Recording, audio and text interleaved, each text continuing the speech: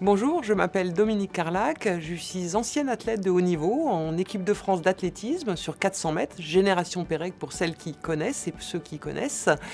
Grâce à cette carrière de sportif de haut niveau, j'ai monté mon entreprise et depuis 30 ans, je suis dirigeante et maintenant vice-présidente et porte-parole du MEDEF.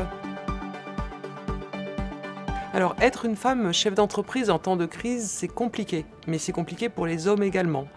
Ce que nous avons trouvé plus compliqué pour les femmes, c'est trois choses. C'est que d'un côté, on a vu la première ligne se féminiser. On a mis en exergue toutes les femmes des professions de santé, les infirmières, les aides-soignantes, les médecins et les experts qui venaient sur les plateaux de la sphère médicale. Mais en même temps, la cause des femmes a reculé car les experts économiques, les experts techniques n'étaient pas des femmes et loin de là. Donc c'est un peu le paradoxe de la crise, c'est-à-dire que la première ligne des soins médicaux et de la crise sanitaire a été incarnée par beaucoup de femmes.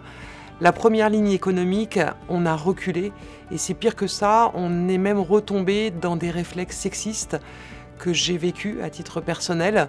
Quand j'ai pris la parole, jamais les critiques n'ont été aussi sexistes qu'elles ne l'avaient été auparavant.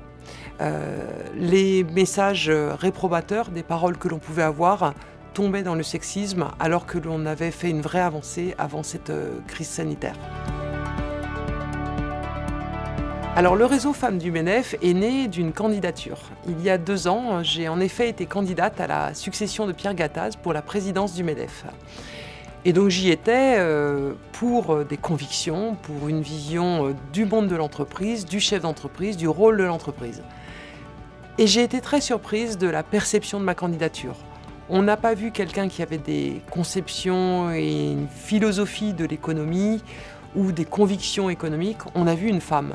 Et ça m'a interpellée et je me suis dit, mais je ne suis pas juste une femme, je suis une candidate qui a des choses à dire, qui a des convictions économiques et sociales.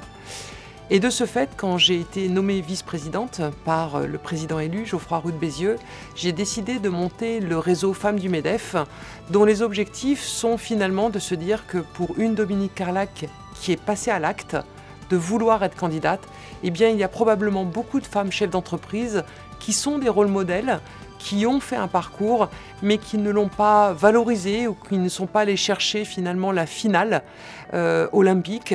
De ce fait, l'idée de Femmes du MEDEF, c'est de constituer un réseau où nous pourrons avoir des témoignages de leadership, et puis un réseau qui permette de donner de l'information sur où sont les mandats et finalement où est le pouvoir.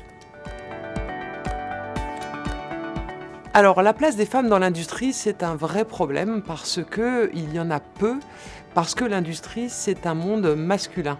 Et ça fait longtemps que ça dure. De ce fait, en 2019, sous l'égide du Conseil national de l'industrie, a été élaboré un comité pour l'égalité professionnelle et la place des femmes et la mixité dans l'industrie.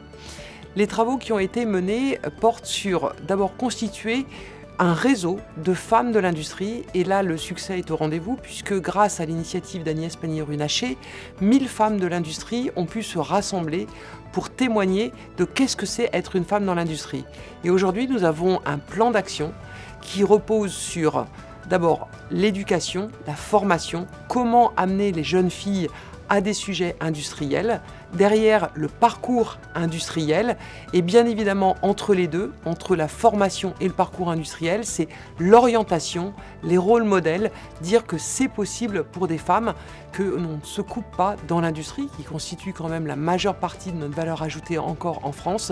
C'est possible de ne pas se couper de 50% de la démographie, c'est-à-dire de 50% des femmes qui pourraient apporter leur talent, leurs compétences, leur envie dans le monde de l'industrie.